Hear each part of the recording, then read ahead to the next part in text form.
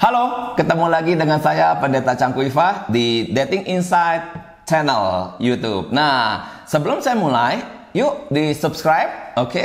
Lalu nanti kalau Anda merasa ingin, mau bertanya, boleh loh di komen. Nanti saya pribadi yang akan reply.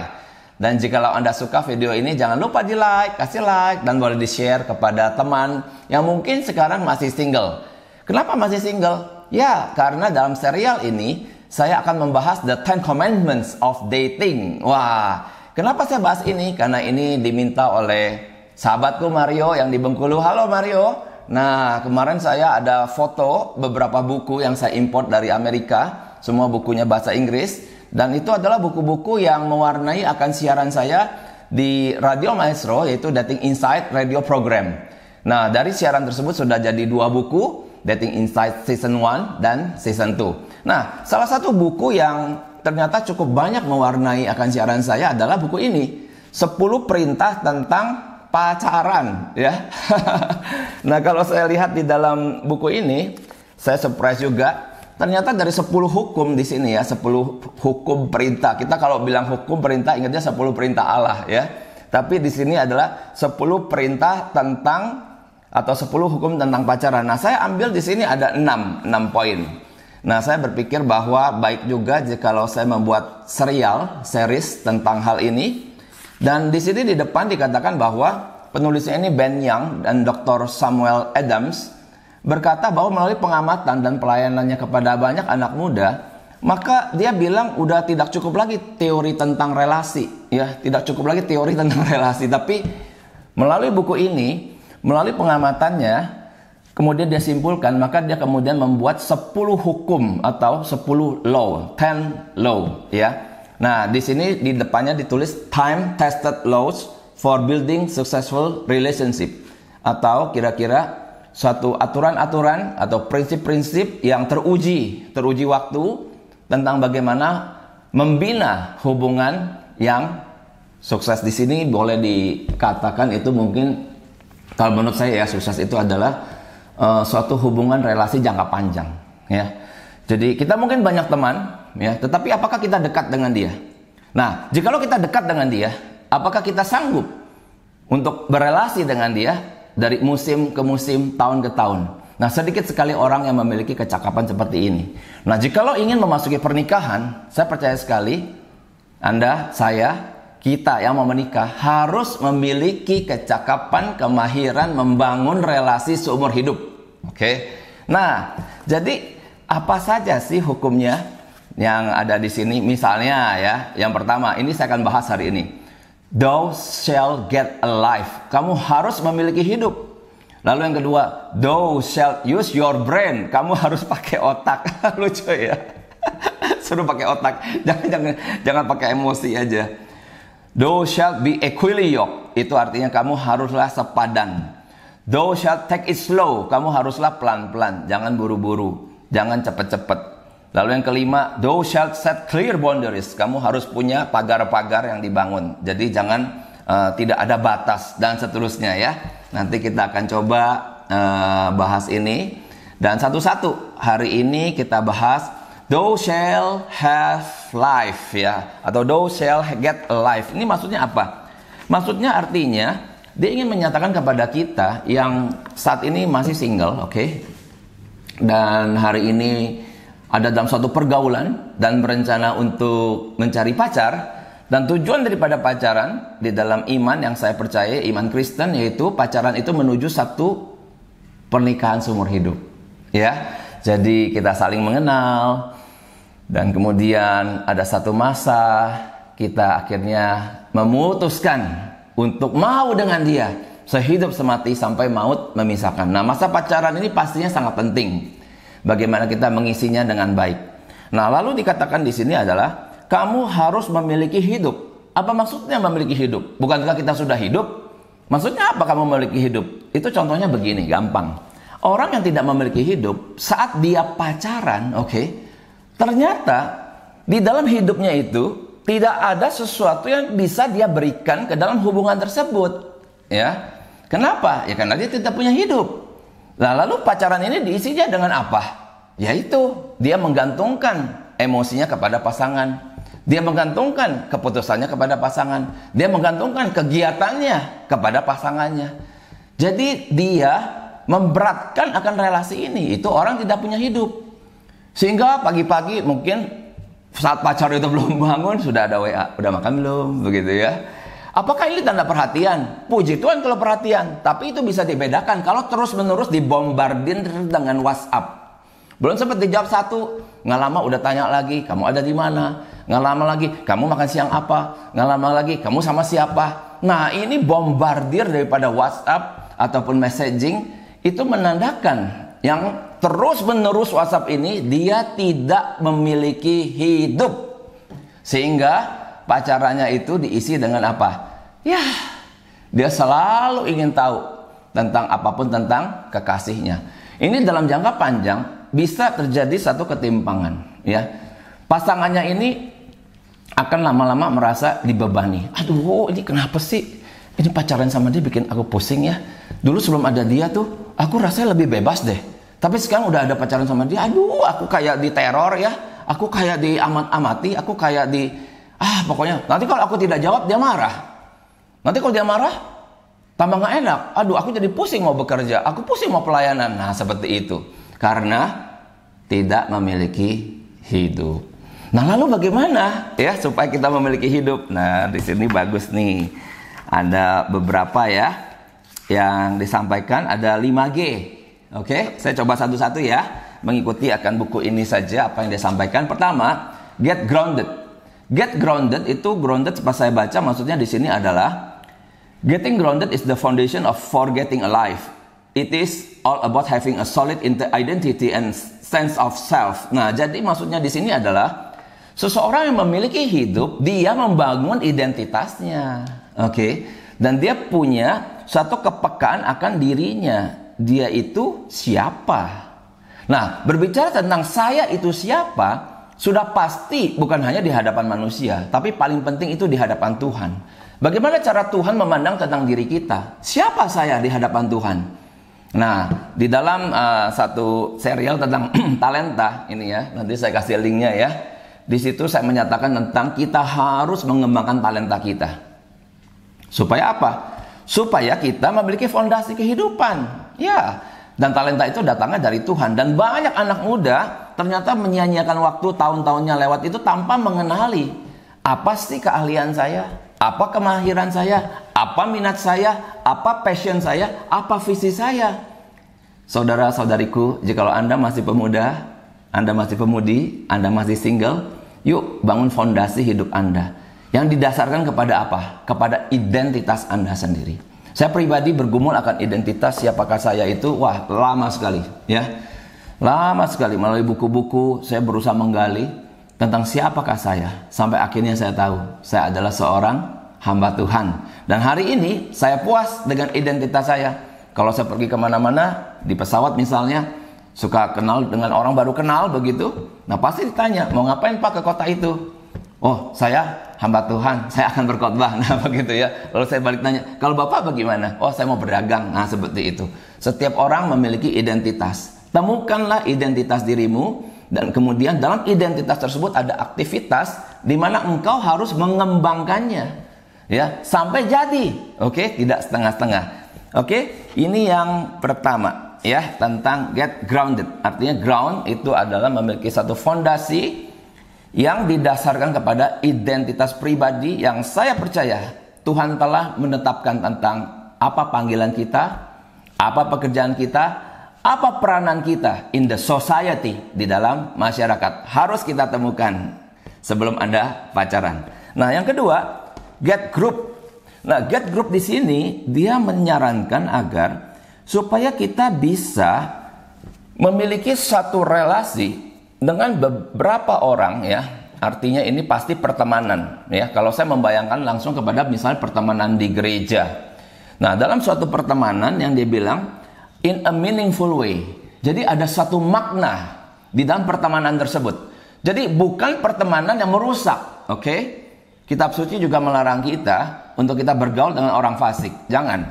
Semasih muda kita harus discernment, bisa membedakan yang mana pergaulan yang membangun kita, yang mana pergaulan yang pelan-pelan itu merusak diri kita. Nah, get group di sini artinya kita harus kemudian memberikan sesuatu sumbangsih kepada grup tersebut, ya. Nah, saya teringat waktu saya masih pemuda, ya, saya ada pelayanan di satu gereja lokal di Jakarta, ya. Itu Gereja Kristus Ketapang. Nah, saya menjadi bendahara departemen misi di situ beberapa tahun. Jadi saya membuat akan laporan keuangan. Nah, dengan tim daripada misi sempat juga pernah pergi mission trip ke Kalimantan. Wah, mission trip ke Sulawesi.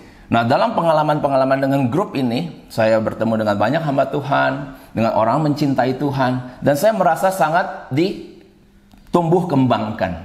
Akan saya akhirnya menemukan identitas saya yang menjadi seorang hamba Tuhan. Nah, Anda hari ini harus ada dalam sebuah grup. Nah, Dating Insight Community, oke, itu adalah satu grup yang sudah dibangun oleh saya dan Liana, dan sekarang juga ada tim pengurus, ketuanya Aman. Nah, kalau mau nanti bergabung silakan di komen, ya, di komen, dan kemudian nanti bisa masuk ke dalam grup WhatsApp, dan kemudian nanti malam juga ada acara, ya, ada Christmas Love. Jadi jangan sampai kelewatan. Nah, oleh karena itu supaya tidak kelewatan boleh di subscribe dulu, karena ada dua cara Anda bisa masuk. Pertama adalah lewat Zoom, oke, dan yang kedua adalah Anda bisa live YouTube, Anda melihat dari YouTube. Nanti malam juga ada perjamuan kudus yang saya akan pimpin. Nah, juga ada terang lilin. Wah, seru ya. Perjamuan kudus dari rumah masing-masing, terang lilin dari rumah masing-masing, dan saya akan mengajak kita semua untuk rekomitmen menghadapi tahun yang baru. Ada grup yang sangat baik yang saya merasakan di dalam kalangan Dating Insight Online Seminar. Ini Dating Insight Online Seminar. Para pemuda-pemudi ini saya ingin gembalakan supaya menemukan akan jati diri dan tidak berhenti di sana. Harap-harap tahun depan banyak yang menemukan pasangan hidup. Ada amin, saudaraku? Amin, ya. Nah, lanjut lagi. Setelah get group adalah get goal oriented. Get goal oriented artinya supaya kita bisa memiliki hidup, maka hidup harus ada tujuan. Ya, ini ada sesuatu yang menarik loh. Tadi saya barusan baca lagi, ya. Ada suatu korelasi yang sangat sifatnya langsung, ya. Jadi ini dari suatu riset bahwa, maaf ya, orang-orang yang miskin, oke, yang tidak memiliki keuangan yang baik, jadi menengah ke bawah, bawah sekali, bawah banget, ternyata itu berkorelasi lurus terhubung dengan orang-orang tidak memiliki tujuan ataupun goal dalam hidup, begitu. Nah, tetapi orang-orang memiliki goal, memiliki perencanaan, planning dalam hidup, itu cenderung akan naik ke dalam suatu level ekonomi yang lebih baik. Nah, ini ada riset seperti ini di Amerika. Jadi get goal oriented, berorientasi juga kepada planning, kepada tujuan. Nah, seperti saya mencoba untuk mengupas, ya, mengupas ini 10 ini termasuk sebuah goal. Ya, tiap berapa hari video ini akan muncul, serial ini. Nah, saya kasih target deh, ya, sampai 300 viewers, ya, baru nanti serial kedua, oke? Jadi sharingkan kepada banyak kawan supaya paling tidak ada 300 yang menonton. Oleh karena itu jangan lupa subscribe, comment, and like akan video ini. Nah, jadi kita harus ada get goal oriented, oke? Nah, di titik ini saya kemudian lanjut kepada yang berikutnya adalah yang keempat, get giving. Get giving maksudnya apa? Ya, waktu kita pacaran, ya, sebenarnya kita bukan mengambil sesuatu dari pasangan kita. Nonton dibayarin, makan minta gratisan, antar jemput minta diantar. Wah, itu namanya mengambil, ya. Tuhan Yesus pernah bilang, jauh lebih baik itu apa? Memberi, ya, daripada menerima. Nah, di titik ini get giving adalah sesuatu hal yang dia sampaikan supaya kita tuh memiliki hidup, ya. Di dalam pelayanan yang saya bangun bersama Liana di Stronger Merit, ya, kami memberikan terus akan prinsip-prinsip kebenaran firman Tuhan, dan senang melihat banyaknya pasutri yang mengalami perubahan, ya. Terus kami berikan apa? Usaha untuk memperhatikan. Berikan apa? Waktu untuk memperhatikan, menggembalakan satu demi satu. Nah, kepada tim daripada Dating Insight juga, saya memberikan satu perhatian, concern, mendengarkan.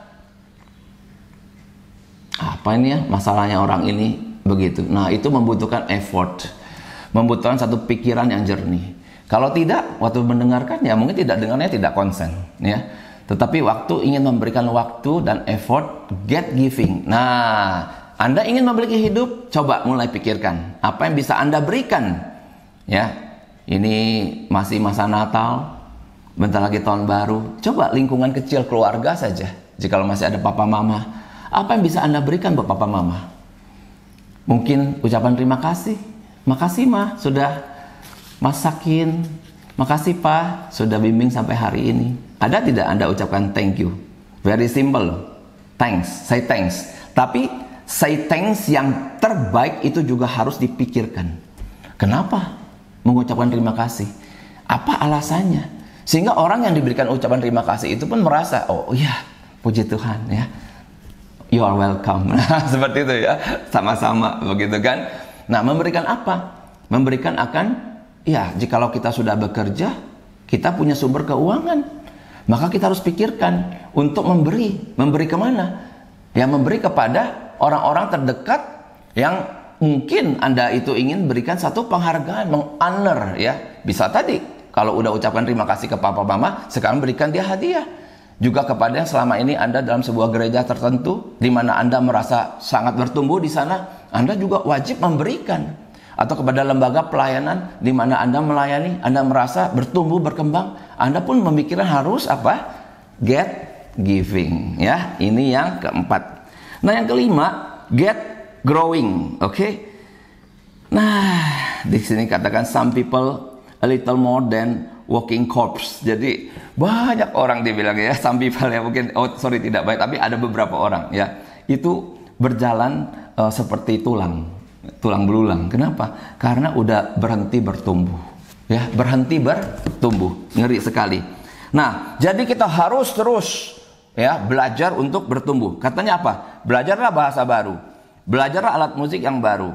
Belajarlah melukis, ya, menulis.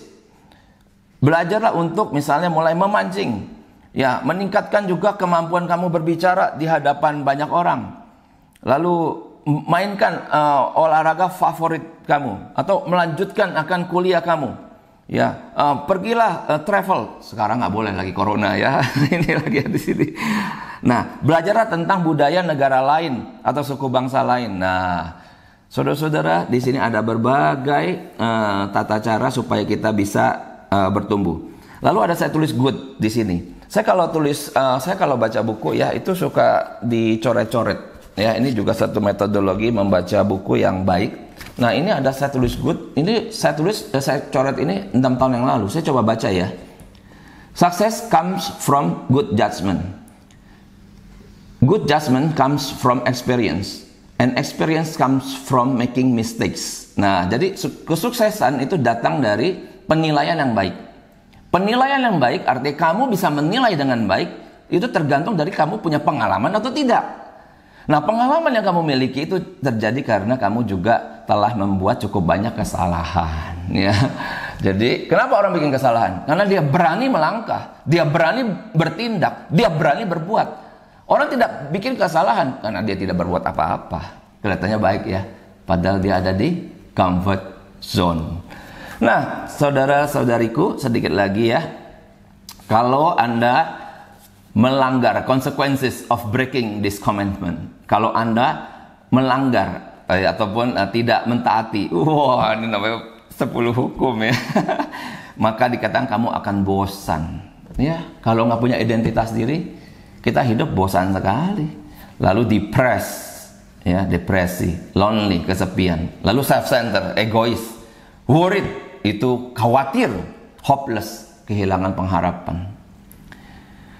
Nah, kemudian dia bilang akhirnya kita akan menjadi makin sakit, dan akhirnya terisolasi dari lingkungan. Oleh karena itu, ini hukum yang pertama.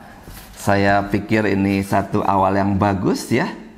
Nah, sebaliknya kalau kamu lakukan, dikatakan apa? Kamu akan konten. Ya, konten itu adalah saya terus memelihara contentment, ya. Contentment saya datang dari mana? Satu, pasti dari Tuhan. Karena itu saya setiap hari membangun intimacy with Him. Kedua, pasti dari keluarga. Saya terus ingin connected, ya, kepada Liana, kepada anak-anak, menanyakan situasi mereka. Saya juga feeling content saat saya diizinkan Tuhan untuk mengembangkan pelayanan yang Tuhan percayakan kepada saya. Jadi ada contentment di sana, oke? Dari sana saya merasakan di sini happy, ya. Kalau Anda melakukan itu, Anda akan happy dan memiliki inner peace, satu kedamaian yang ada di dalam. Dan sukacita ini akan terus memancar, oke? Karena apa? Kamu passionate about life, kamu enthusiast about life.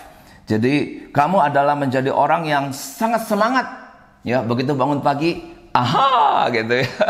Hari yang baru, saya akan berbuat sesuatu untuk akhirnya apa? Saya memiliki kehidupan dan saya mempertanggungjawabkan hidup ini kepada Tuhan yang telah memberikannya bagi saya. Puji Tuhan. Jangan lupa subscribe.